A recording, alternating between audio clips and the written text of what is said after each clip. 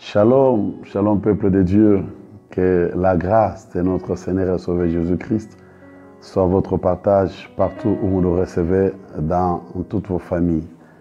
Et comme d'habitude, je voudrais également partager avec vous ce que nous appelons les pains quotidiens, comme le Seigneur notre Maître et Sauveur Jésus nous l'avait révélé dans les mots de la prière. Alors, pour aujourd'hui, le pain quotidien que je voudrais partager avec vous repose sur les fondements d'une foi solide, une foi inébranlable et une foi ferme. Comme vous le savez très bien, dans le temps que nous sommes en train de traverser, où presque l'humanité tout entière est en train de traverser, c'est un temps où réellement nous devons avoir et nous devons garder notre foi en Dieu.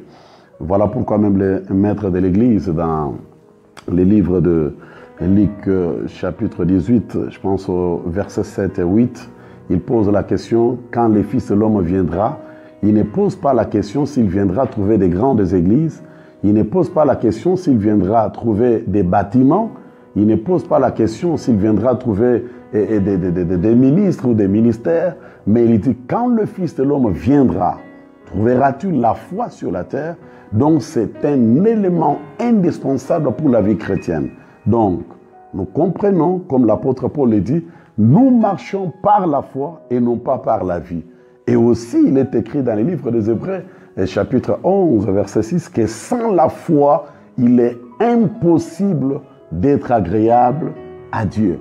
Et aussi, la Bible nous révèle, par la foi, les anciens, c'est-à-dire ceux qui nous ont précédés dans ces choses, dans les choses de Dieu, je l'appelais ainsi, par la foi, les anciens ont obtenu un témoignage favorable. Par conséquent, et toi aussi qui me suis aujourd'hui par cette vidéo, par votre foi, vous pouvez aussi, pendant ce temps de confinement de l'humanité, tu peux aussi avoir un témoignage favorable. Alors, comme je viens de l'annoncer, le thème que je vais développer pendant peu de minutes, c'est sur les fondements sur lesquels cette foi-là, la foi inébranlable, c'est-à-dire une foi qui ne bouge pas, malgré les vents, malgré des tempêtes, malgré des situations qui deviennent de plus en plus un peu difficiles, presque de par le monde. Mais la foi inébranlable, la foi solide, la foi ferme, sur quoi elle doit se reposer, c'est ce qui m'intéresse. Directement, cela m'amène à lire un texte dans le livre de 1 Corinthiens, chapitre 2, verset 4 et le verset 5. 2 versets seulement. Et c'est là où je vais tirer presque la réponse, c'est ce que je suis en train de partager avec vous. Dans le livre de 1 Corinthiens, chapitre 2, verset 4 à 5, la Bible dit « Et ma parole et ma prédication ne reposaient pas sur les discours persuasifs de la sagesse, mais sur une démonstration d'esprit et de puissance. » Oh, voilà voici les versets qui m'intéressent, verset 5. « Afin que votre foi fût fondée non sur la sagesse des hommes, mais sur la puissance de Dieu. » Waouh, gloire au Seigneur. Ça, c'est formidable. C'est quelque chose de très fort, de très merveilleux que je voudrais partager avec toi. Donc, les fondements solides d'une foi ferme, d'une foi inébranlable, ne peuvent se reposer que sur la puissance de Dieu. Et vous le savez très bien, mes chers amis, que la foi, c'est aussi un pont entre l'invisible et le visible. C'est-à-dire, par les moyens de la foi, tu peux transférer des choses qui sont dans le monde invisible et les transporter dans le monde visible. Donc, il est très capital dans les temps comme celui-ci de garder la foi ou d'avoir la foi. Alors, c'est quoi ce que l'apôtre Paul dit? Il dit à l'église de Corinthe, quand je suis venu chez vous, je n'ai pas voulu connaître d'autres choses si ce n'est Jésus-Christ, et pas n'importe quel Jésus, mais Jésus-Christ crucifié. Il ne s'arrête pas là-bas et il dit, et ma prédication ne se reposait pas sur la philosophie des hommes, comme plusieurs pendant ces temps ici, ils placent leur confiance dans les philosophies des hommes, dans des sagesses des hommes. Je parle plus loin par rapport aux histoires qui circulent sur l'Internet. Tu es chez toi pour t'épargner de cette pandémie. Regarde ta Bible, prends, si tu trouves le chevet là-bas, prends, mets dans l'eau et bois. Ça, ce sont les philosophies des hommes. Ça, c'est la sorcellerie à qui me colle, comme je peux vraiment exagérer pour le dire. Mais écoutez-moi bien, l'apôtre Paul dit, ma prédication ne se reposait pas sur la philosophie des hommes, mais sur la démonstration de la puissance de Dieu, afin que votre foi fût fondée sur la puissance de Dieu. Une foi qui doit faire des surnaturels, une foi qui doit expérimenter des surnaturels, une foi qui doit aller plus loin, une foi qui doit expérimenter de merveilles du Seigneur, cette foi-là, mes chers amis, ne doivent pas se reposer sur les discours persuasifs des hommes, ni sur des philosophies des hommes, ni sur des théories de ce monde, mais cette foi-là solide, ferme, et qui peut faire des exploits, et qui peut te garder jusqu'à ce que Christ revienne, elle doit nécessairement se reposer sur la puissance de Dieu. Mes chers amis, qu'il me soit permis de vous dire, le Dieu que je vous prêche, il est le Tout-Puissant.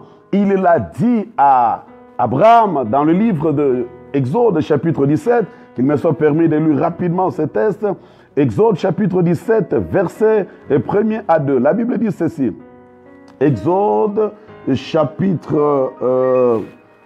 Exode, non, veuillez m'excuser s'il vous plaît, ce n'est pas Exode, c'est Genèse. Et Genèse chapitre 17. Je vais bien parler d'Abraham. Écoutez ce que le Seigneur dit.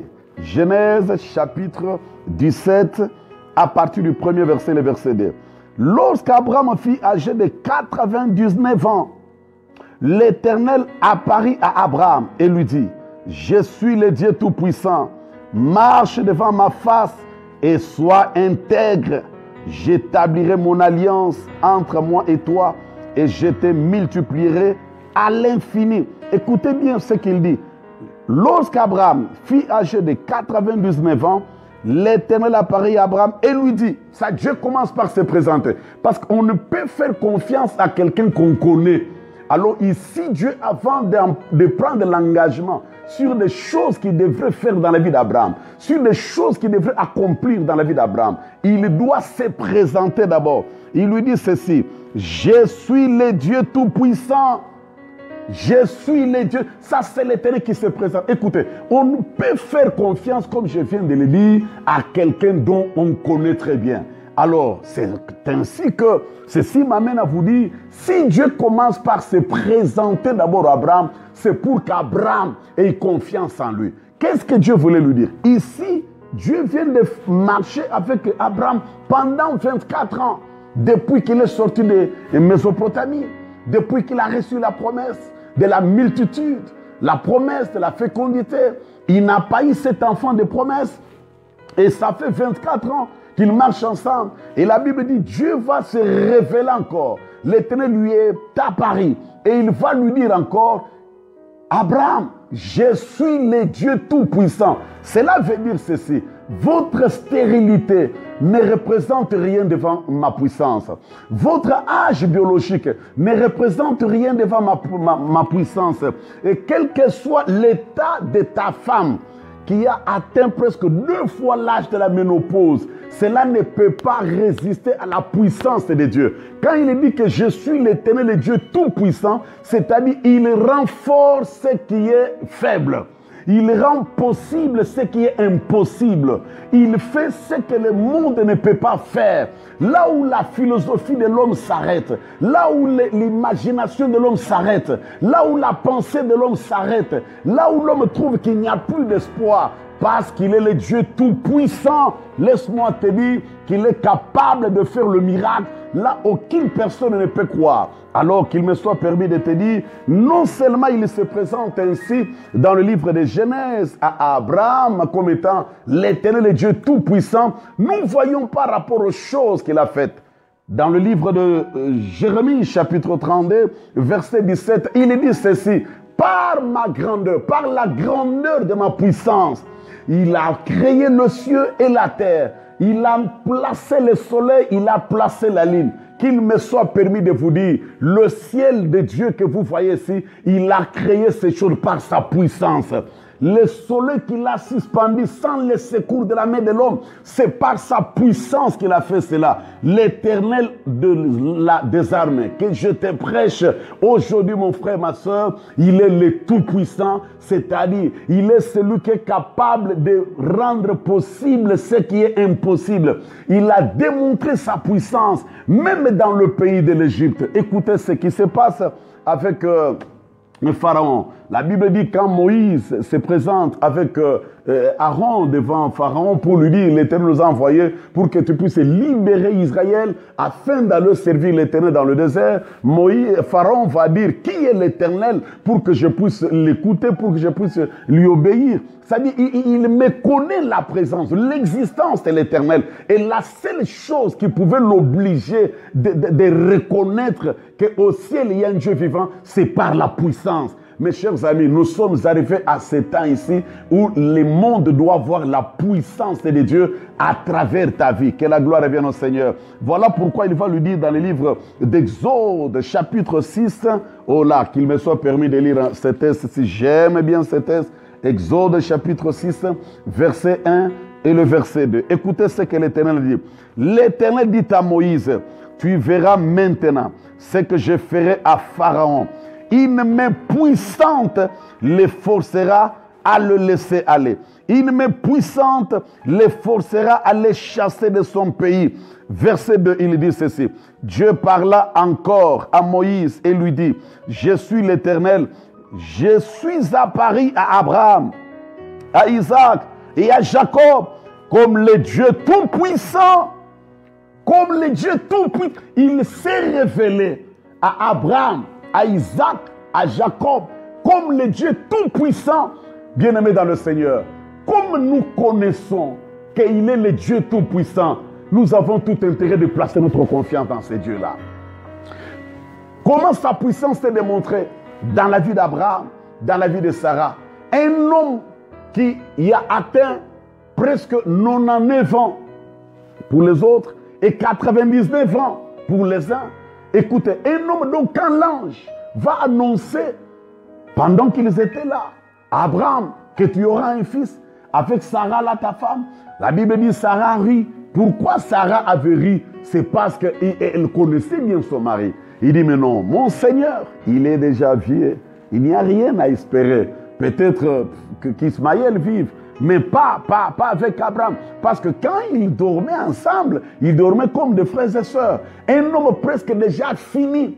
Selon l'auteur des Hébreux, des Romains, s'il vous plaît, chapitre 4, verset 17 jusqu'en bas, la Bible dit Abraham était déjà isé, le corps d'Abraham était déjà isé. Or, quelque chose qui est déjà isé, je peux prendre les morceaux de papier. Si j'utilise ça peut-être pour m'essuyer, ainsi de suite, essuyer, et tout ce qui reste, comme j'ai déjà isé ces petits morceaux de papier, c'est jeté. Quelqu'un qui est déjà presque prêt à jeter.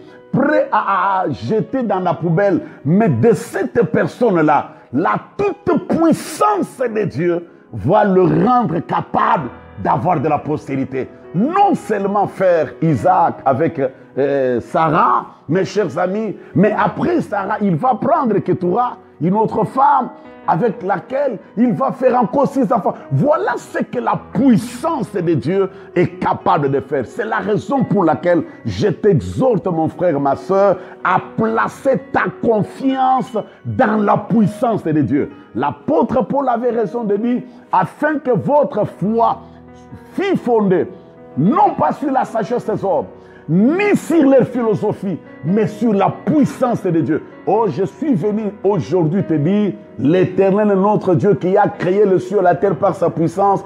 On l'appelle le Tout-Puissant.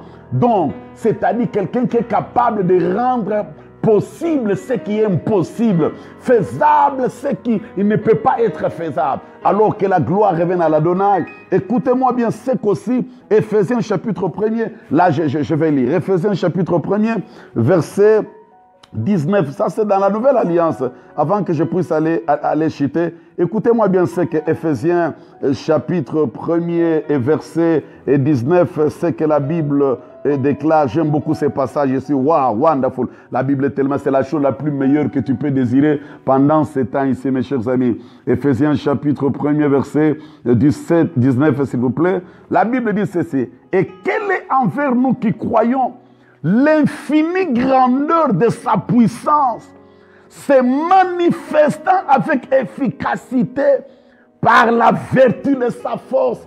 La puissance de Dieu, elle est infinie, mes chers amis. C'est-à-dire, elle est multidimensionnelle. J'aime comment l'apôtre Paul est en train d'exploiter cela. Il dit, et quelle est envers nous qui croyons l'infinie grandeur de sa puissance qui se manifeste avec efficacité par la vertu de sa force. Oh my God, tu as tout intérêt, mon frère, tu as tout intérêt, ma soeur, de placer ta confiance dans la puissance de Dieu. Pendant ces temps ici, écoutez-moi bien, s'il y a un endroit où tu peux placer ta confiance, c'est connaître d'abord, être conscient, avoir la conscience, avoir la présence d'esprit que le Dieu en qui je crie, il est le Tout-Puissant. Il a démontré sa puissance dans la vie d'Abraham et dans la vie de Sarah en le rendant capable, dans leur vieillesse, d'avoir de la postérité, comme la Bible déclare. C'est par la foi que Sarah elle-même, malgré son âge avancé, fut rendue capable d'avoir de la postérité, car elle crie à la fidélité de celui qui avait fait la promesse. Dans d'autres versions, on dirait, elle crie à la toute puissance de Dieu. Nous servons un Dieu de malgré, malgré ce que le monde dit. Puisque la Bible dit, c'est par la foi que Sarah elle-même, malgré son âge avancé, je suis venu dire à quelqu'un, malgré tout ce que la médecine dit, malgré ce que le monde raconte, malgré ce que les lois établies racontent, malgré ce que ta famille raconte, je suis venu te dire, nous servons un Dieu de malgré. Non seulement nous servons un Dieu de malgré, mais nous servons le Dieu de la toute-puissance qui se manifeste avec l'efficacité de sa force.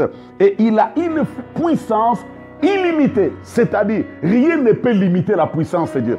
Ni les lois de ta famille, ni ta vieillesse, ni ton état de santé, ni je ne sais pas les diagnostics qu'on t'a donné à l'hôpital. Cela ne peut jamais illimiter la puissance de Dieu parce que la Bible déclare que sa puissance est illimitée. C'est-à-dire rien dans ce monde ne peut limiter la toute-puissance de l'Éternel. Laisse-moi pour chuter, mes chers amis, comme je ne vais pas prendre beaucoup de temps, vous montrer deux personnages.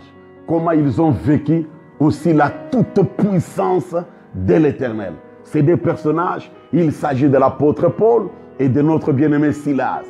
Dans le livre des Actes des Apôtres, chapitre 16, à partir du verset 25 jusqu'en bas. Comme vous savez très bien, vous connaissez très bien l'histoire, on les arrête parce qu'ils ont fait du bien à quelqu'un en accordant la délivrance à une femme qui était possédée d'un esprit de python. La Bible déclare, on les a arrêtés, on les a mis dans la prison.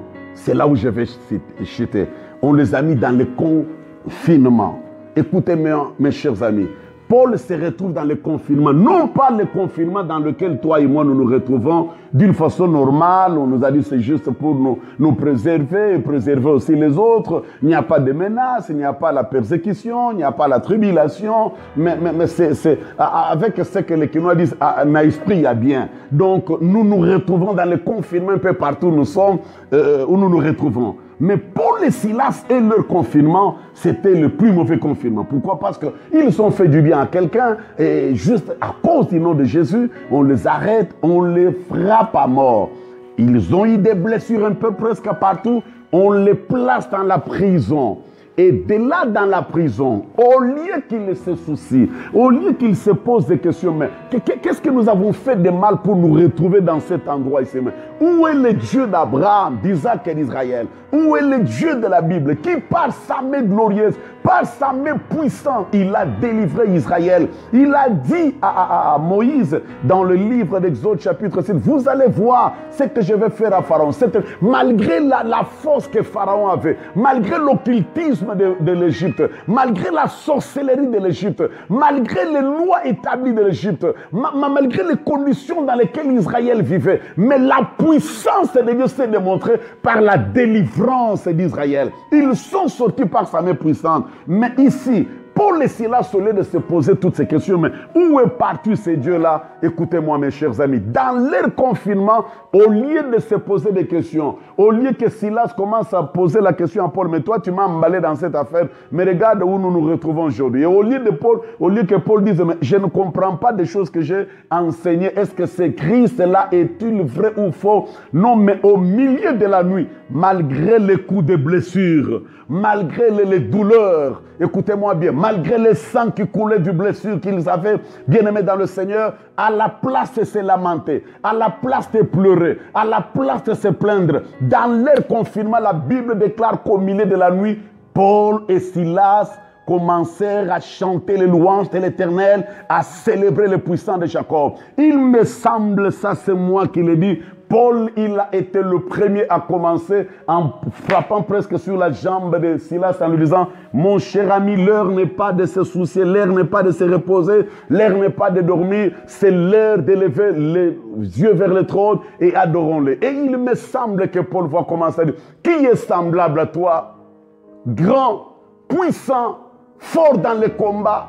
Toi qui mets le chemin là où il n'y a pas de chemin, tu appelles à l'extérieur les choses qui n'existent point. Toi qui dis tes mots, la chose arrive. Et tu as créé le ciel et la terre par ta parole puissante. Tu fais des choses grandes, insondables, de merveilles sans nom. Tu es celui qui guérit les malades, qui délivre les captifs. Tu es celui qui ressuscite les morts. Tu es celui qui fait des choses incroyables, mais vraies par ta puissance. Pendant qu'il chantait, pendant qu'il louait le Seigneur, oh my God, il me semble que dans le ciel, mes chers amis, quand vous regardez les circonstances, quand vous regardez la scène des événements, ça, Dieu n'était pas dans la joie. Pendant qu'il louait Dieu, ça s'appelle le sacrifice de la louange. Le sacrifice de l'adoration, c'est-à-dire à la place de pleurer, à la place de se lamenter, à la place de se poser des questions, le cœur en train de saigner au-dedans, les douleurs de blessures, les sangs qui coulaient, à la place de pleurer, Paul et Silas vont élever leurs yeux vers le trône et ils commencent à célébrer ces dieux. Ils commencent à adorer ces dieux. Il me semble que même le diable était dans la confusion. Dieu se fâche dans le ciel. Dieu regarde, il tourne le regard. Il dit, mais cette louange, cette adoration vient d'où? Et quand Dieu descend pour regarder les conditions dans lesquelles ce monsieur était et comment ils étaient en train de les louer, oh my God, il me semble que Dieu se fâche. Parce que le tremblement ou le fondement de la prison qui fut ébranlé, ça ne peut pas s'opérer par un sourire. Ça ne peut pas s'opérer par une joie. Non, il me semble que quand Dieu a entendu cette louange, quand Dieu a entendu cette adoration, il jette le regard sur la terre pour regarder les conditions dans lesquelles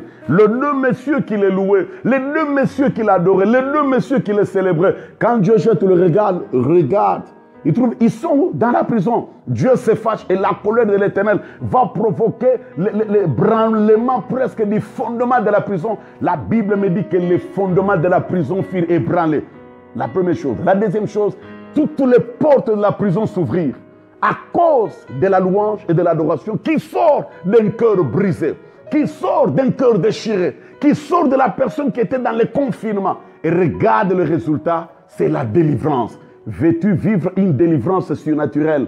Oh mon frère, ma soeur qui est en train de me suivre maintenant, change l'attitude, change de position. À la place de se soucier, peut-être tu risques de tomber malade pour rien. Et pourquoi je dois rester? Je devrais être là-bas, je devrais voyager, je devrais faire dans mes affaires. Mais c'est le monsieur, nos deux amis ici, et leur confinement n'était pas dans le bon sens. Mais c'était après avoir reçu les fouets, les coups. Il y avait des blessures parce que le geôlier a soigné leur plaie, il a nettoyé leur plaie au milieu de la nuit. Donc c'est ce qu'on sous-entend, qu'ils ont été sérieusement flagellés et il y a eu des blessures, il y a eu le sang, le cœur saignait. À la place de pleurer, à la place de se lamenter, et ils ont choisi d'adorer le Seigneur. Je suis venu inviter quelqu'un ce soir ou ce matin, tout dépend de l'heure où tu me reçois, que tu changes ton attitude. À la place de se poser des questions, pourquoi ceci, pourquoi cela, j'aimerais que tu changes la position, que tu élèves le regard vers le trône, que tu l'adores. Parce que le Seigneur a dit, la Bible dit, lorsque vous aurez élevé le Fils de l'homme, vous connaîtrez alors ce qu'il est. L'heure n'est pas de se lamenter. L'heure n'est pas de se plaindre. L'heure n'est pas de se poser des questions. L'heure, c'est l'heure de l'adoration. C'est l'ère de la louange. Et tu vivras aussi ce que l'apôtre Paul et Silas ont vécu dans la prison. Les fondements de la prison, la Bible dit, firent ébranler. Voilà les fondements sur lesquels la foi inébranlable, la foi vivante, la foi agissante, la foi solide, la foi ferme doivent se reposer sur la puissance de Dieu. Il a démontré sa puissance dans la louange, dans l'adoration de Paul, à aller jusqu'à faire ébranler les fondements qui avaient pris je ne sais pas combien de temps pour la construction de cette prison. Et leur louange, leur adoration a provoqué la colère de l'Éternel quand ils jettent les regards pour regarder les conditions dans lesquelles ils étaient. Ah, c'est ce qui a provoqué cette grande délivrance. Je suis venu inviter quelqu'un à entrer ensemble avec moi dans la saison de la louange, de l'adoration, célébrer les rois des rois. Célébrons-le. Même si tu ne connais pas ce que tu seras demain, ce que tu viendras demain, cela importe peu. Ce qui est très important, élève-le et tu sauras ce qu'il est capable de faire. Au nom de Jésus de Nazareth, soyez bénis et shalom partout. Que Dieu vous bénisse. Much love for you guys. We bless.